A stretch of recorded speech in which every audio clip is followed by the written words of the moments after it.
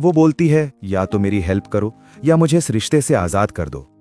अगर पत्नी को लगता है कि पति से पूछकर खर्च करना गुलामी है, तो खुद के लिए 1 रुपया भी खर्च न कर पाने वाला पति भी कहीं ना कहीं उसी गुलामी में जी रहा है।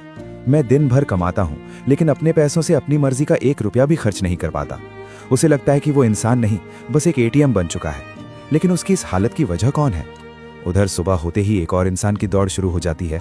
एक बच्चा रो रहा है, दूसरा स्कूल के लिए तैयार नहीं है, सास दवाई मांग रही है, ससुर चाय, और वो बिना रुके सब संभाल रही है। वो बस 2 मिनट चाहती थी, बस इतना कि कोई उसकी बात सुन ले।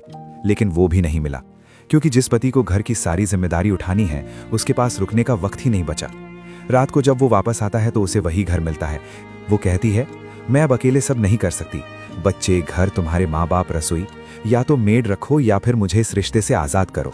वो कहता है, मैं कहाँ से लाऊं इतने पैसे? मेरी पूरी कमाई इसी घर में खत्म हो जाती है, मैं अपने लिए 1 रुपया भी नहीं बचा पाता।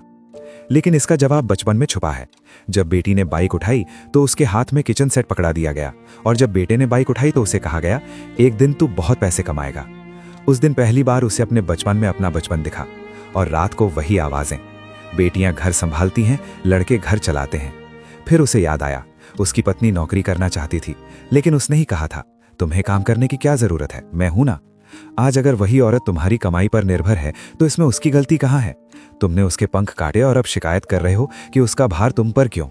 और फिर धीरे धीरे बच्चे हुए, खर्च बढ़े, लेकिन उसकी कमाई नहीं बढ़ी, और उसकी पत्नी की दुनिया बस घर की 4 दीवारों तक रह गई। वो कमाने वाली मशीन बन गया और वो सिर्फ घर संभालने वाली। फिर उसे एहसास हुआ कि औरत की आर्थिक आज़ादी सिर्फ औरत की जरूरत नहीं है, वो मर्द की भी आज़ादी है।